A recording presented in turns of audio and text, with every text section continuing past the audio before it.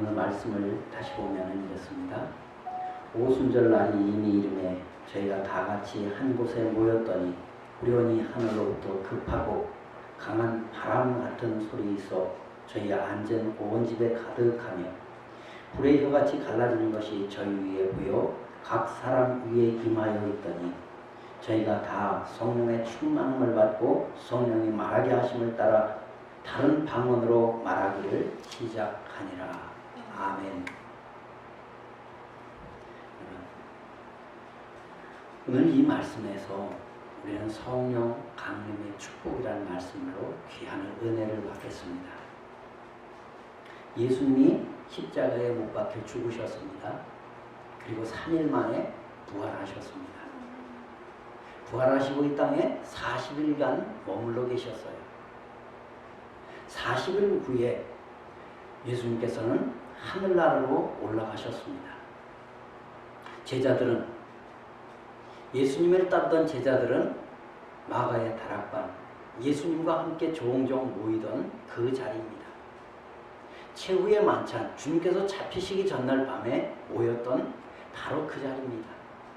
마가의 다락방에 그들은 모여서 하나님께 뜨겁게 기도하는 내용입니다. 뜨겁게 기도할 때 그때 하늘에서 강한 바람 소리 같은 소리가 들립니다. 그러면서 또한 각 사람 위에 불의 혀같이, 그야말로 불이 각 사람 위에 임하는 것이 보입니다.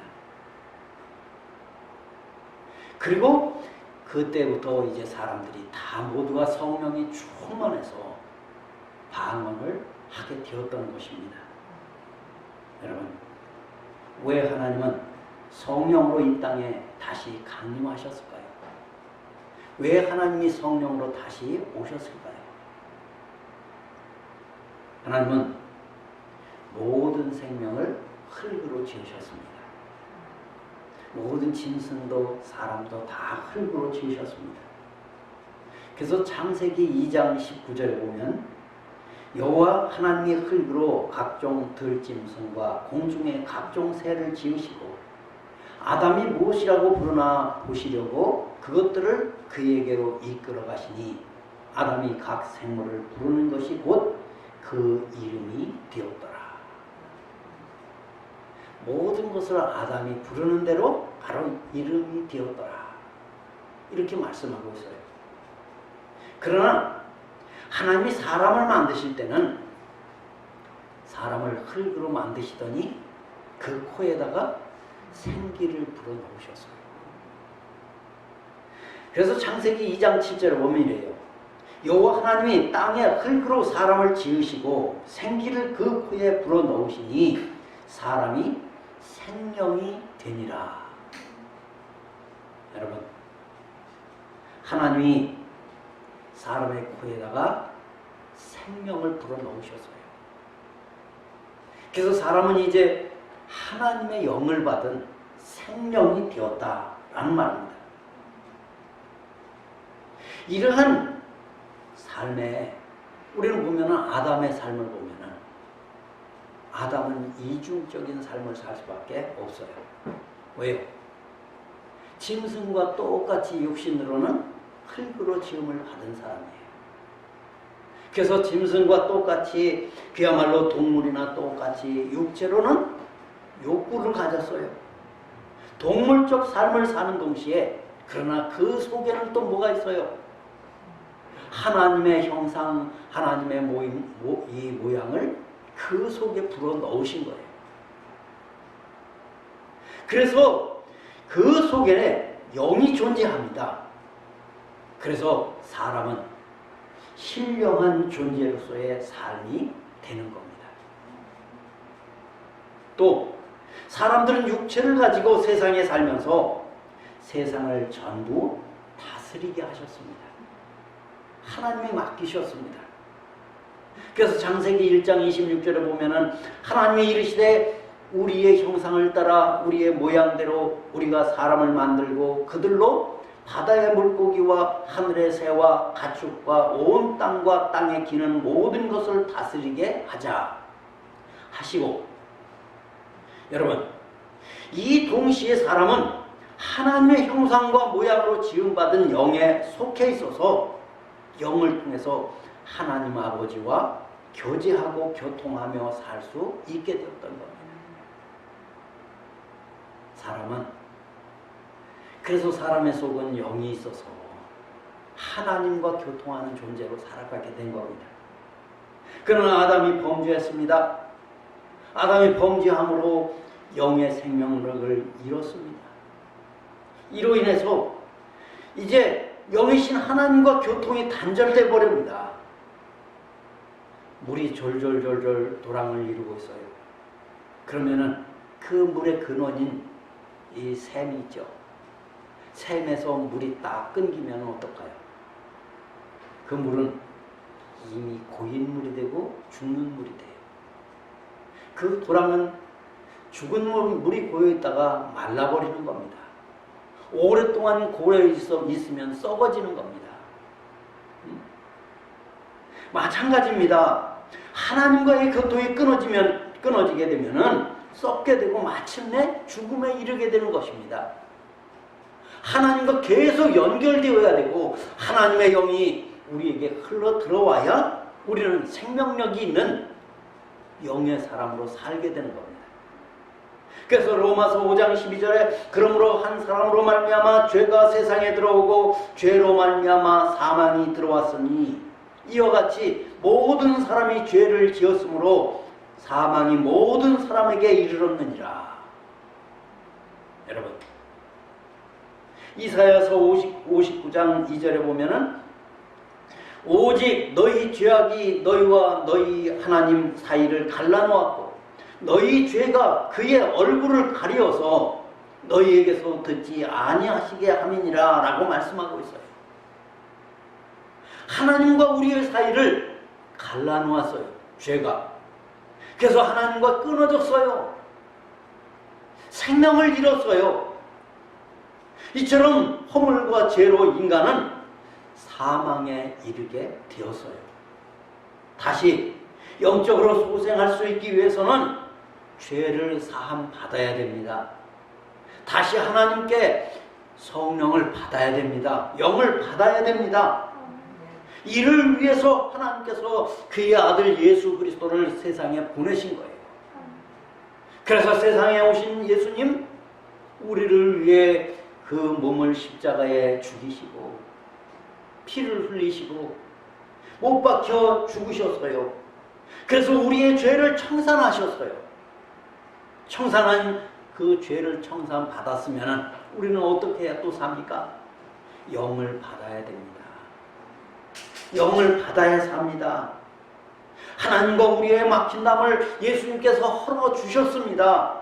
이제 하나님께서 이 막힌 담을 하셨으니 다시 하나님의 자녀로 거듭나는 삶을 살 수 있도록 은혜를 베풀어 주시는 겁니다.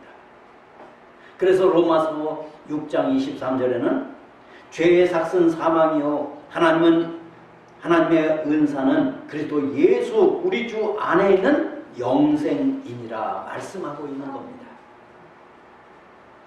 예수를 통해서만 이 죄사함을 받고 하나님과 우리 사이에 막힌 담이 무너지는 겁니다.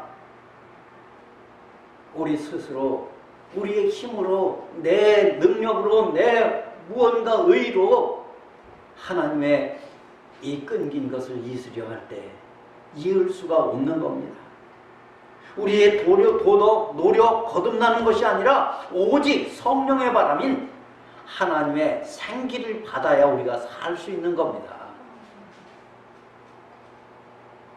오순절날 기적은 죽은 인생을 위해서 불어온 하나님의 생기의 역사를 우리에게 보여주는 거예요. 하나님의 생기가 다시 온 거예요. 이 오순절의 이 성령의 역사를 통해서 우리는 살아나는 겁니다. 구약 성경에 에스겔서 37장에 보면은 거기에 이 역사를 우리에게 보여주는 말씀이 나와요. 에스겔서 37장 1절부터 보면은 이런 말이 나옵니다. 제가 읽어드릴게요. 여호와께서 권능으로 내게 임하시고 그의 영으로 나를 데리고 가서 골짜기 가운데 두셨는데 거기 뼈들이 가득하더라. 나를 그 뼈 사방으로 지나게 하시기로 본즉 그 골짜기 지면에 뼈가 심이 많고 아주 말랐더라. 그가 내게 이르시되 인자야 이 뼈들이 능히 살 수 있겠느냐 하시기로 내가 대답하되 주 여호와여 주께서 아시나이다. 또 내게 이르시되 너는 이 모든 뼈에게 대언하여 이르기를 너희 마른 뼈들이 여호와의 말씀을 들을지어다. 주 여호와께서 이 뼈들에게 이같이 말씀하시기를 내가 생기를 너희에게 들어가게 하리니 너희가 살아나리라. 너희 위에 힘줄을 두고 살을 입히고 가죽으로 덮고 너희 속에 생기를 넣으리니 너희가 살아나리라. 또 내가 여호와인 줄 너희가 알리라 하셨다 하라. 이에 내가 명령을 따라 대언하니 대언할 때에 소리가 나고 움직이며 이 뼈 저 뼈가 들어맞아 뼈들이 서로 연결되더라. 내가 또 보니 그 뼈에 힘줄이 생기고 살이 오르며 그 위에 가죽이 덮이나 그 속에 생기는 없더라. 또 내게 이르시되 인자야 너는 생기를 향하여 대언하라. 생기에게 대언하여 이르기를 주 여호와께서 이같이 말씀하시기를 생기야 사방으로부터 와서 이 죽음을 당한 자에게 붙어서 살아나게 하라 하셨다 하라.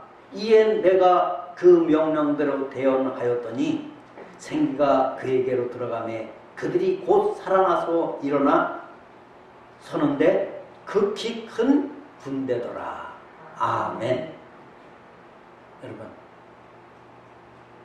여기서 말씀하는 마른 뼈가 살 수 있습니까? 마른 뼈는 이제 부서지는 것밖에 남지 않았습니다. 근데 거기에 하나님의 생기가 들어가고 하나님의 말씀이 들어가니 이 마른 뼈들이 어떻게 돼요? 척척 들어맞고 거기에 힘줄이 살이 그야말로 생기고 가죽이 덮이고 거기에 또 생기를 명하여 들어가라 하니까 생기가 들어가서 극히 큰 군대가 되었습니다. 여러분 말씀이 뭡니까? 말씀이 생명인 거예요. 말씀이 예수님입니다. 요한복음에 보면은 말씀, 곧 예수님을 말씀하는 거예요. 또 여러분 이 말씀이 들어가니 생명이 그야말로 이 마른 뼈가 생명이 되었어요. 살아났어요. 거기 생기가 들어가서 살아나서 일어나는데 극히 큰 군대더라. 누구를 말합니까? 여러분 우리들을 말하는 줄 믿습니다. 우리는 마른 뼈 같은 존재들입니다. 그러나 거기에 하나님의 말씀 예수님께서 오셔서 우리가 생명을 얻었습니다. 우리가 생명을 얻었고 이제 하나님의 군사가 되었습니다. 우리는 하나님의 군병입니다. 이 세상 모든 사람 죄로 말미암아 영이 죽고 법적으로 윤리적으로 도덕적으로 마른 뼈 같은 존재들입니다. 모든 사람이 마른 뼈 같은 존재가 되었습니다. 이 세상은 하나님이 볼 때 영이 죽고 마른 뼈가 된 골짜기인 것 바로 그 골짜기인 세상입니다. 생명이 없는 세상입니다. 도저히 인간의 힘으로는 마른 뼈 같은 인생들이 살아날 수가 없습니다. 어떻게 살아납니까? 근데 하나님께서 예수 그리스도의 보혈을 통해서 하나님과 우리와 사이에 막힌 담을 헐어버리셨어요. 다시 생명을 불어넣으셨어요. 마른 뼈들이 살아나서 일어났어요. 하나님의 군사가 되었어요. 그러므로 여러분 오순절 날에 이 성령의 강한 바람 이것이 불어왔다는 것은 이 땅에 생기의 역사가 시작되었다라는 말씀입니다. 로마서 8장 2절에 보면 이는 그리스도 예수 안에 있는 생명의 성령의 법이 죄와 사망의 법에서 너를 해방하였음이라 라고 그랬습니다. 이 말씀과 같이 성령의 바람은 죽은 마른 뼈 같은 이 죄인들을 일깨우고 예수님을 믿음으로 영적인 생명을 얻게 하는 것입니다. 리빙스톤은 아프리카 선교사로 유명하죠. 그는 의사였습니다. 의사로 아프리카에 가서 많은 사람들의 병을 고쳐주고 그리고 말씀을 전해서 예수님을 증거하고 믿음의 사람을 세워가는 겁니다. 그가 사역하는데 성령의 강한 역사가 일어납니다. 그래서 이 리빙스턴이 친구 목사인 이 베네트 목사에게 편지를 썼는데 그 편지에서 이런 말을 썼어요. 리빙스턴이 편지를 쓴 편지 내용이에요. 나는 이곳에 와서 많은 일을 겪었네. 지금은 20km나 떨어진 먼 곳에서 온 병자까지 치료하고 있네. 여기 사람들은 수술을 할 때 아주 잘 참네. 부인들도 직경 1cm나 되는 큰 상처를 칼로 찢어내는데도 전혀 울지도 않네. 하지만 이들이 성령의 역사 앞에서만큼은 견디지 못하네. 어떤 사람은 아이처럼 소리를 내어 울기도 하고 양심의 가책을 견디지 못하여 교회 밖으로 뛰쳐나가 도망하듯 울면서 질주하기도 하네. 그런데 신기한 것은 다시 안 올 줄 알았던 그 사람이 다음 집회에 또 출석한다는 것이었어요. 그리고 이런 과정을 몇 번 거친 사람은 순순히 예수님을 구주로 영접한다는 것이네. 이 편지에서 볼 수 있듯이 성령의 강한 바람은 양심 깊은 곳까지 파고 들어가서 죄의 문제를 건드리기 때문에 사람들은 가책을 받아서 괴로움을 견디지 못하는 겁니다. 이처럼 성령의 바람이 불어오면은 마음속에 죄를 깨닫게 하므로 죄를 고백하고 성령으로 말미암아 영적 생명의 소생을 함으로 하나님과의 교통이 다시 이루어지게 되는 것입니다. 여러분, 성령의 바람은 이 땅에서 역사하는 귀신의 세력을 몰아냅니다. 그래서 천국이 임하게 됩니다. 하나님에 대해서 완전히 죽고 세상에 있는 이 귀신의 세력 안에 있는 사람들이 있습니다. 아니, 세상이 그렇습니다. 악한 영들의 세상입니다. 정치, 경제, 사회, 그야말로 문화라는 것을 가지고 얼마나 여러분 악한 세상인지 모릅니다. 문화라는 것을 내세워서, 전통이라는 것을 내세워서 그야말로 국가적으로 대표해서 굿을 하기도 합니다. 귀신을 불러들이기도 합니다. 그것이 너무나 당연한 것으로 말합니다. 그러나 여러분, 성령이 오셔서 그 모든 것을 하나님으로부터 분리된 이 영을 회복케 하시는 겁니다. 성경에 보면은 육신의 정욕과 안목의 정욕과 이생의 자랑이라는 이것에 포로된 사람들. 하지만 성령이 오시면 이 악한 세력을 쫓아내고 성령으로 말미암아 새롭게 되는 역사가 일어나는 겁니다. 그래서 마태복음 12장 28절에 보면은 그러나 내가 하나님의 성령을 힘입어 귀신을 쫓아내는 것이면 하나님 나라가 이미 너희에게 임하였느니라 말씀하고 있는 거예요. 또 성령의 바람같이 나타날 뿐 아니라 불의 혀같이 사람 위에 임합니다. 불의 혀. 여러분, 불. 아무리 여러분 어두워도 불만 들어오면 어때요? 그 순간 어두움은 싹 물러가는 거예요. 저녁에 우리 교회에 딱 와보면은 불이 안 들어와 있을 때 캄캄합니다. 그때 저는 오자마자 제일 먼저 하는 게 스위치를 올리는 거예요. 저 스위치를 탁 하는 순간에 그 어둠은 순식간에 사라집니다. 불이 착 들어오면서 말입니다. 요한복음 8장 12절에 보면 예수께서 또 말씀하여 이르시되 나는 세상의 빛이니 나를 따르는 자는 어둠에 다니지 아니하고 생명의 빛을 얻으리라 말씀하셨습니다. 사람들은 어디서 와서 어디로 가는지 알지 못합니다. 유행가도 그런 노래 많죠. 어디서 왔다 어디로 가는지 알지 못합니다. 그래서 방황하게 됩니다. 그러나 주님이 오시고 성령이 임하시면 우리의 마음에 어둠이 사라집니다.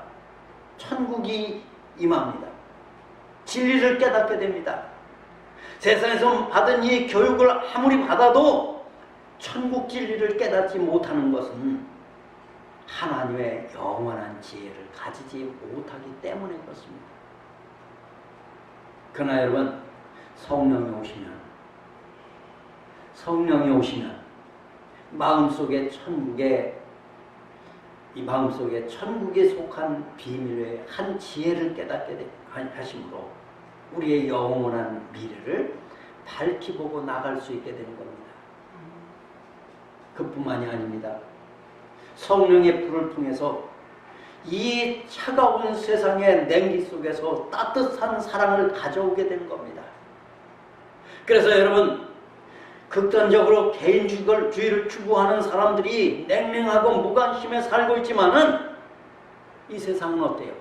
정말로 내게 이익이 되지 않으면은 냉랭합니다. 그렇지만은 여러분, 그 모든 것을 버리고 성령이 오시면 따뜻한 사랑의 마음을 가지게 되는 겁니다. 우리가 기뻐하고 즐거워하고 또 교회 공동체 가운데서 그리스도 안에서 하나가 될 수 있는 것이 바로 성령이 오셔서 우리를 묶어주시기 때문인 겁니다. 로마서 5장 5절에 소망이 우리를 부끄럽게 하지 아니함은 우리에게 주신 성령으로 말미암아 하나님의 사랑이 우리 마음에 부은 바 됨이니라 라고 말씀하고 있어요. 또 성령의 불은 더러움을 태우는 소독작용이 있어요. 여러분, 소독 중에 제일 좋은 소독이 뭐겠어요? 태우는 거예요. 그래서 여러분, 전염병으로다가 사람이 죽었다 그러면은 그 전에 제일 그 사람을 하는 게 뭐예요? 잘 포장을 합니다. 그야말로 그 병균이 나오지 못하게 비닐로다 막 시신을 싸기도 하고 그럽니다. 그래 놓고서는 그걸 관해 놓고서는 바로 어디로 갑니까? 가서 태우는 거예요. 화장을 하는 거예요. 네? 그러므로 어떠한 세균도 어떠한 균도 불에는 다 타버리고 없어지니까 말입니다. 아담과 하와 이후로 죄악의 병균으로 가득한 우리의 영과 마음과 몸 가운데 성령이 임하셔서 소독하심으로 정결케 되는 겁니다. 우리나라에 1907년 대부흥운동이 일어났어요. 성령운동이 일어난 거예요. 그때부터 우리나라가 여러분 기독교가 들어와서 부흥된 거예요. 그전에는 정말로 선교사가 와서 전도를 그렇게 해도 1년에 한 가정, 두 가정 전도하기가 힘들었어요. 근데 1903년에 원산에서 선교사들이 모여서 이제 회개운동을 하고 기도운동을 합니다. 우리나라에 와 있는 선교사들이 자기들끼리 모여서 기도를 하고 회개운동을 하는 거예요. 근데 거기에 성령의 불이 내리는 거예요. 성령의 역사가 나타났어요. 그래서 여기서부터 출발해가지고 그야말로 전 우리나라 각 전국적으로 성령운동이 시작되었어요. 서울에서는 정동감리교회라든가 그야말로 순동교회라든가 또 평양에서는 이 장대현교회, 산정현교회 이런 교회들이 다들 그야말로 성령의 역사로 이 부흥운동이 일어났어요. 놀라웠어요. 특히 평양은요, 여러분 지금도 그러잖아요. 평양이 과거에는 동방의 예루살렘이었다.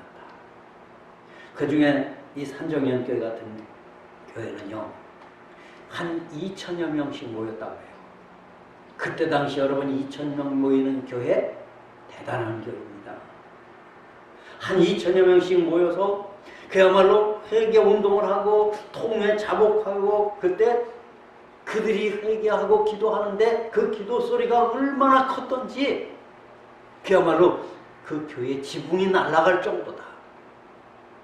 그 정도로 기도했다는 거예요. 성령이 임하니까 어떤 사람은요 회개를 하는데 갖은 죄를 다 고백을 합니다. 간음, 도박, 그야말로 도둑질, 미움 고백을 하고 어떤 사람은 간통죄를 고백을 하고 많은 사람들이 그야말로 그런 것을 고백을 합니다.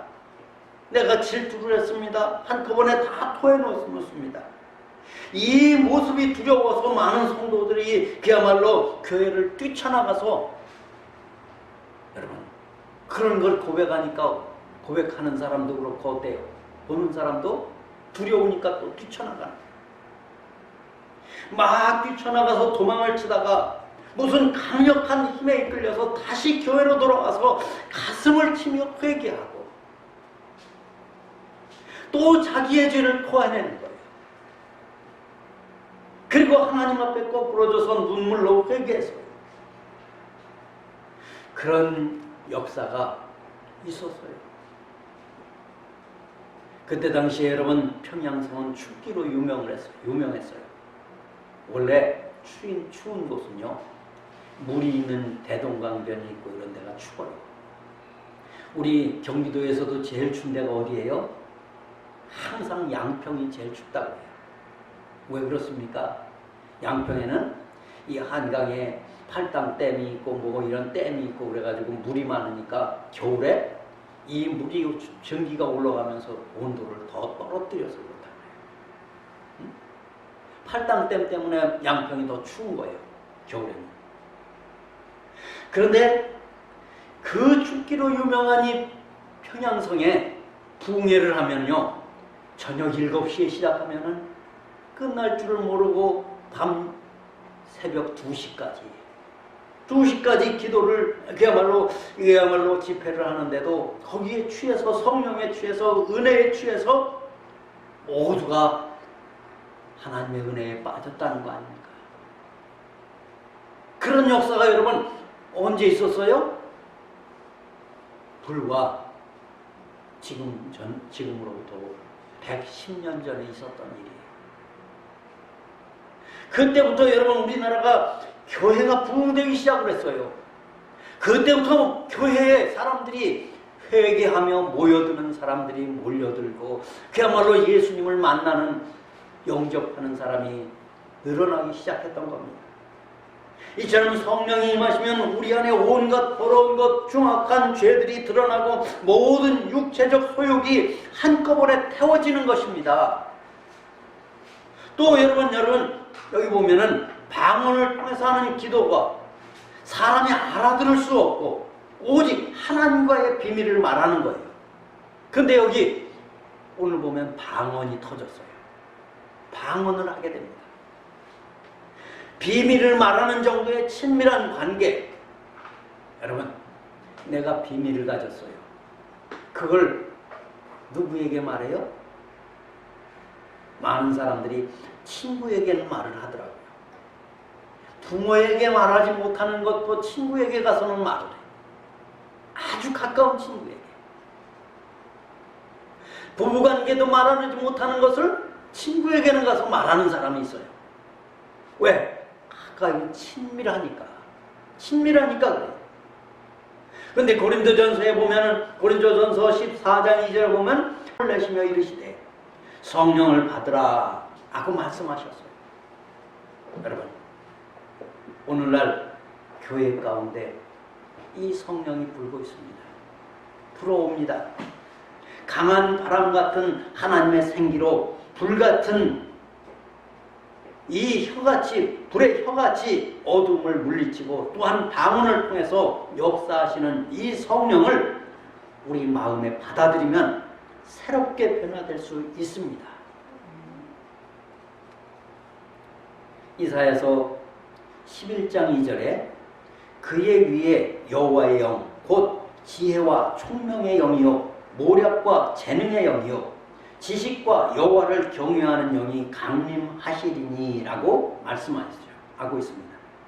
이처럼 성령이 강림해서 역사하는 것이 바로 교회인 겁니다. 세상 지식, 세상에 어떤 공부해가지고 여러분 하나님을 아는 거 아닙니다. 하나님을 고백하는 것도 아닙니다. 성령의 역사가 아니면 예수님을 주로 시인하지도 못합니다. 예수님을 구주로 시인하는 거 성령께서 주시는 은사입니다. 또 교회는 의식이나 행식, 이 형식적인 종교가 아닙니다. 사람들은 교회를 의리의리하게 짓고 정말로 예배 의식도 엄숙하게 진행합니다. 그러면서 그것이 바로 하나님께서 계신 것 같이 표현을 하는 것 같지만은 착각하지 마십시오. 여러분, 의리의리한 성전이 하나님이 계신 것이 아니고 그야말로 엄숙한 것이 하나님이 계신 것이 아닙니다. 요한복음 4장 24절에 하나님은 영이시니 예배하는 자가 영과 진리로 예배할지니라. 여러분, 이것처럼 영이신 하나님이 계신 곳이 성령이 거하시는 교회가 되는 것입니다. 그것이 여러분 어디든 상관이 없습니다. 성령이 계시면 교회입니다. 다른 어떤 곳이라도 성령이 임재하신 장소가 하나님의 처소인 것입니다. 우리 가슴에 성령이 임하셔서 내가 하나님의 성전으로 쓰임받는 우리가 되시기 바랍니다. 성령이 없으면 여러분 교회는 아무 쓸모가 없는 거예요. 성령이 거하셔야 되는 겁니다. 형식화되고 의식화되는 것이 하나님의 의도하신 공동체로서의 교회의 근원의 목적이 아닌 겁니다. 교회는 인간의 활동으로 이루어지는 것이 아니에요. 교회는 인위적인 조건을 통해서 사회의 구제, 시민운동을 해가지고 이루어지는 것이 아니에요. 교회는 여러분 하나님 중심이 되어야 되는 거예요. 하나님의 말씀이 살아 역사하는 곳이 교회인 거예요.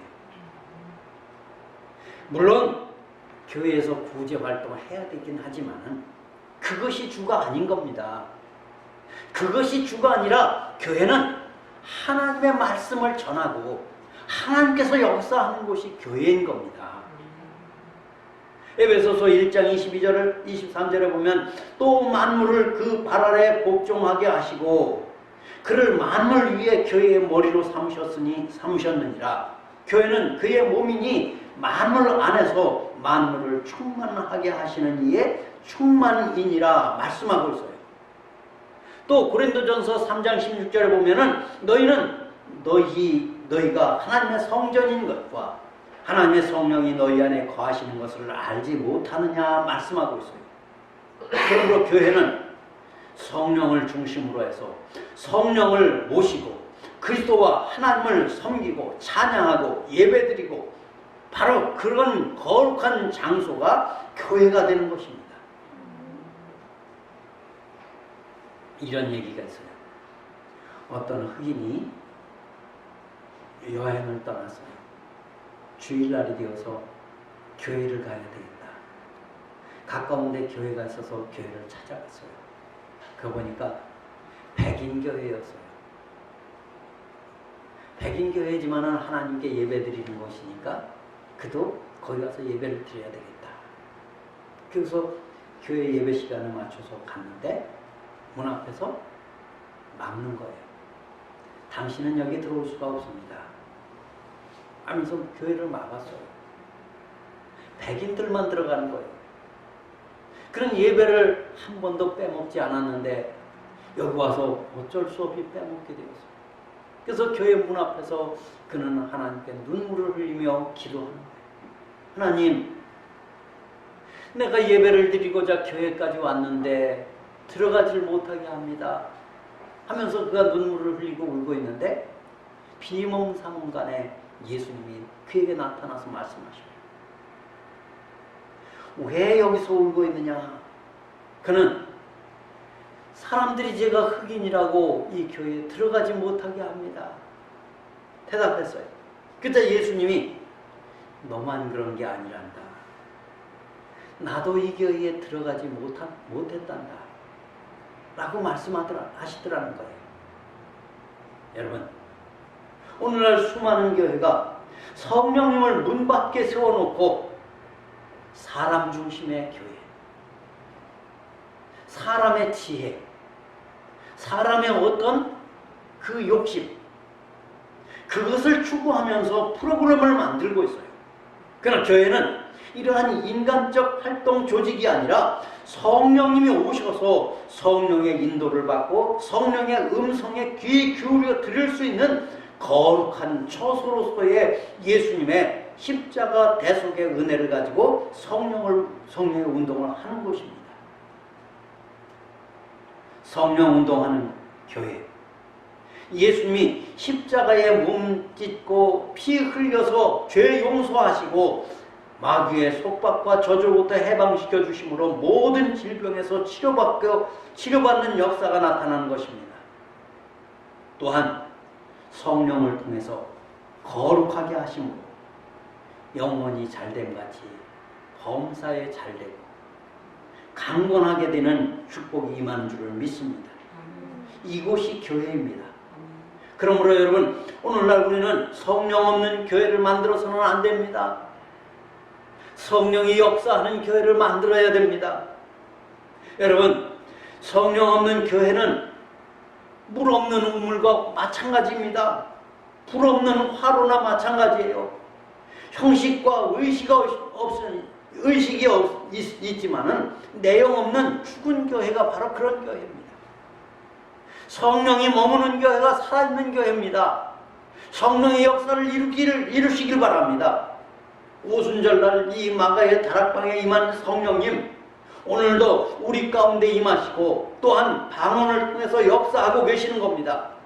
예수님은 이 땅에 오셔서 3년 만에 다시 하나님 앞에 천국에 올라가셨습니다. 여러분, 그리고 오순절날 이 땅에 성령을 보내주셨습니다. 성령의 역사하는 교회 이루게 되기를 원합니다.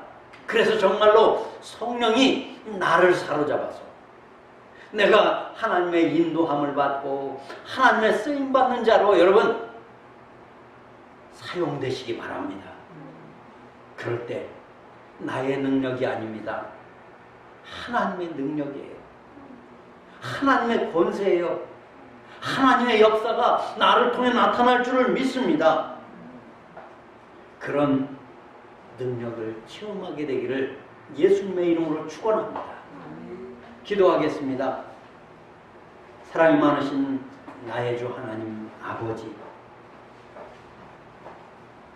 우리를 홀로 두지 아니하시고 주님께서 승천하시고 성령을 보내셔서 함께하게 하시니 감사합니다. 나를 주장하게 하시고 나로 하여금 하나님 앞에 친밀하게 하나님과 교통하게 하시니 감사합니다. 하나님의 능력을 덧입게 하시니 감사합니다.